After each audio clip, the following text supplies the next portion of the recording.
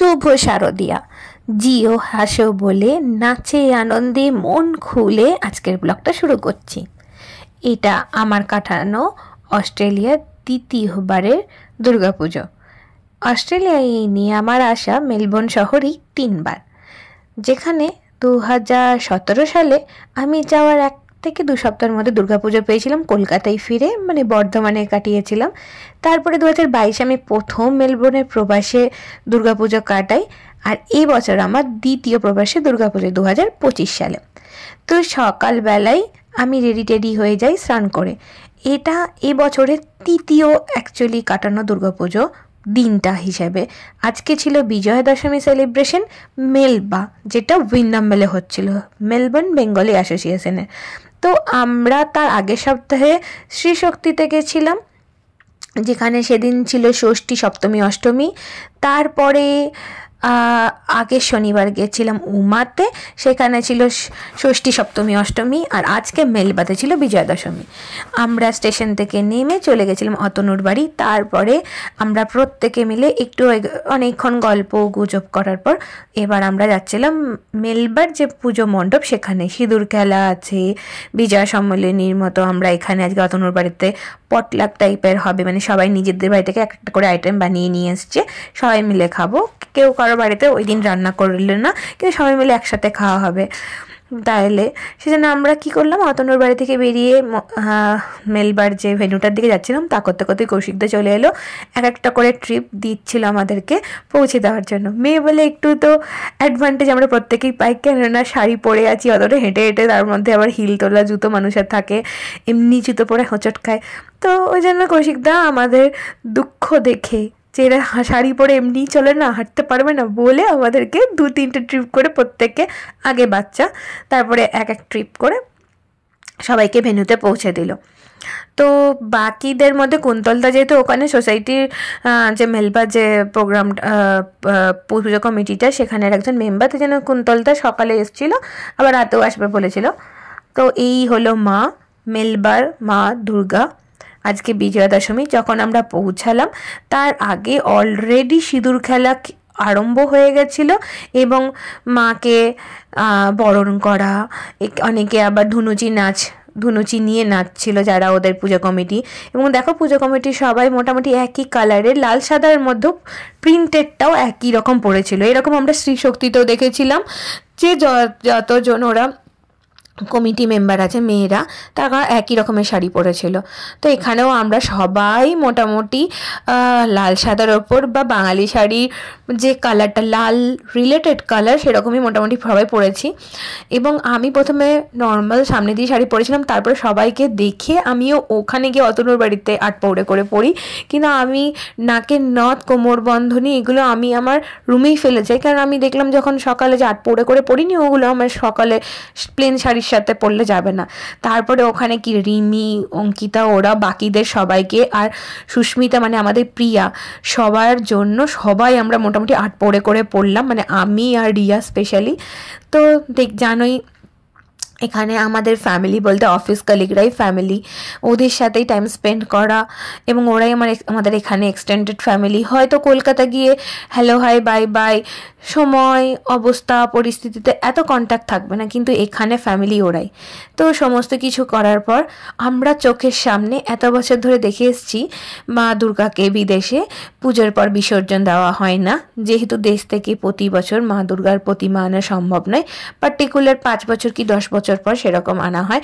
তো এখানে এবং বাক্স করে রাখা হয় কোনো সোসাইটি বা কারো একটা গ্যারাজ, যেটা শুধুমাত্র ঠাকুরের জন্য ডেডিকেটেড জায়গা সেরকম।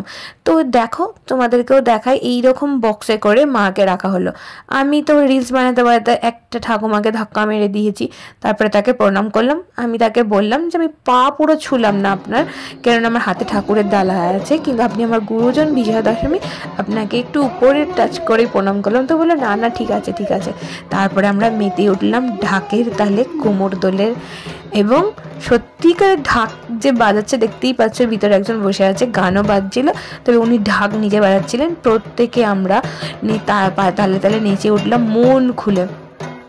বছর আমরা দেশে থাকলেও এতটা মন খুলে বরণ থেকে শুরু করে হই হুল্লোড় হয়ে ওঠে না, কারণ সবাই সোসাইটির ফ্যামিলি নিয়ে থাকে, আর এখানে তো কোনো বাধকতা নেই, তো মন খুলে সবাই নিজের মতো হইলো। আজকে প্রত্যেকে যাদের এখানে হাজব্যান্ডরা ছিল প্রত্যেকে তারা ক্যামেরাম্যানের ভূমিকায় ছিল। দেখেই বুঝতে পারছে যে এত ভিডিও তোলা হয়েছে তার কারণেই, কারণ কারো না কারণে মোবাইলে আমরা সবাই বন্দি হয়ে গেছি। পিছনেও দেখতে পাচ্ছি একজন দুজন ক্যামেরাম্যান দাদা হয়ে গেছে, কারো সে তিনি কারো না কারো হাজব্যান্ড। তো আজকে ছেলেদের ফটো ভিডিও খুবই কম আছে।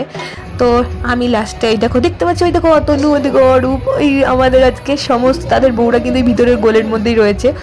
তো থ্যাংক ইউ তাদেরকে, তাদের জন্য আমার ভিডিওটাও এসে গেছে ওদের ক্যামেরাতে, এবং আমি আজকে এই ব্লগটা করতে পারছি। আর আমার কাছে ব্লগ করা মানে হচ্ছে মেমোরি ক্যাপচার করা। জীবনে অনেক দুঃখ নেগেটিভিটি থাকে, ঘরে শরীর খারাপ, নিজের শরীর খারাপ, কিন্তু আমি চেষ্টা করি সেগুলোকে অ্যাভয়েড করে ব্লগ করা, যাতে আমার ব্লগ দেখলে কোনো মানে যতটুকু দেখবে যাতে সবসময় দেখে যেন মনের মধ্যে থাকে আমার নামটা মানে হাসি খুশি একজন, যার মুখে সবসময় হাসি লেগে থাকে, এবং সেটা আমি করিও। চাই সবাইকে যেখানে থাকতে একসাথে মিলে কিছুটা আনন্দ দিতে। প্রত্যেকের মনের ভিতরে থাকে যায় কিন্তু প্রকাশ করতে পারে না, বা কে কী ভাববে সেইভাবে বলতে পারে না। তো ভগবান প্রদত্ত ওটা আমার হয়তো গিফট, যে আমি সেটা ভাবিও না, করি না, কে কী বললো সেটাও ভাবি না, নিজের মতো আনন্দ করি, সকলের কাছে ভালোবাসা পাই, এটাই আমার কাছে বড় গিফট। চলো একটু নাচ গান করে তারপরে আবার অতনুর বাড়িতে গিয়ে আমরা লাঞ্চ করব, যেটা পোস্ট লাঞ্চ। আসলে আমরা ডিসাইডই করে উঠতে পারছিলাম না আগে আমরা খেয়ে দিয়ে বরণ করতে আসবো না বরণ করার পর খাবো দাবো।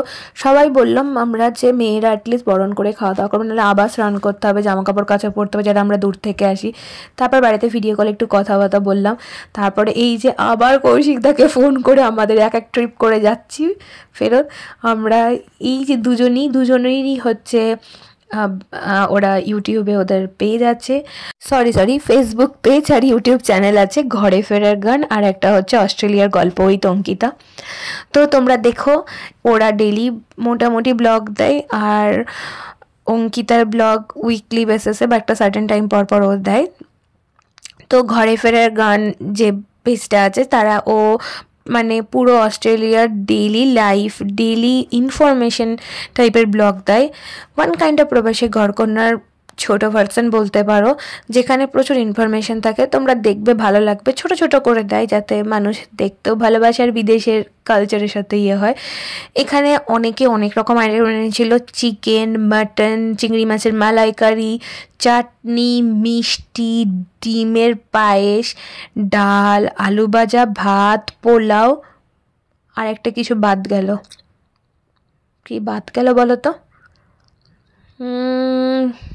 একটা কোনো আইটেম ছিল, গুনে দেখতে হবে, কোনো একটা কোল্ড ড্রিঙ্কস তো ছিলই ওইদিকে, সব কিছু একটা বাদ গেছে, আর একটা আইটেমে ছিল। তো এবার আমরা এসে পৌঁছে এক লট করে খেতে নিয়ে বসে গেলাম। তো আমাদের ওই যে ছোট 3টে খুদে আছে, একটা হচ্ছে মিষ্টি যে আমার রসগোল্লা, আর একটা হচ্ছে সোম, আর একটা হচ্ছে অরিন হচ্ছে অরিত্রর ছেলে, সোম হচ্ছে কৌশিকদার ছেলে, আর মিষ্টি হচ্ছে আমাদের অরুণদার আর নবনীতাদির মেয়ে। মিষ্টিকে দেখলে আমার মাহির কথা খুবই মনে পড়ে যায়। মিষ্টি আর মাহি ধরতে গেলে প্রায় 1 মাসের ছোট বড় হবে, এবং দুজনারই বয়স সমবয়স, একই বছর হয়েছিল। তাই ওর সাথে থাকলে আমার খুব ভালো লাগে, অনেকটা টাইম কাটাতে মজা লাগে। আর আমি বরাবরই বাচ্চাদের সাথে টাইম স্পেন্ড করতে ভালোবাসি, কিন্তু দুঃখের বিষয় ওই যে মেয়ের সাথে বেশি টাইম স্পেন্ড করা হয় না আমার। তো কি আর করা যাবে, মিষ্টির সাথে আমরা অনেকক্ষণ দেখাবো। এর পরে তারপরে চিকেন মাটন এক করে গরম করে নেওয়া হলো, গরম না হলে ভালো লাগবে না। প্রেশার কুকার মানে মাটন আছে, সেটা আমাদের অরূপরা বানিয়েছিল। চিকেন বানিয়েছিল অতনুরা, দীপানিতা বানিয়েছিল চিংড়ি মাছের মালাইকারি, আমাদের সুনিতার প্রিয়া বানিয়েছিল পোলাও, অরিত্ররা বানিয়েছিল ডিমের পায়েস, কৌশিক দ্বারা বানিয়েছিল ভেজ ডাল আর আলু ভাজা, আর অরুণ দ্বারা বানিয়ে এনেছিল মিষ্টি আর আমড়ার চাটনি, কুন্তল দাও বানিয়ে এনেছিল মিষ্টি, আর প্লেন রাইস অতনুর বাড়িতেই করা হয়েছিল।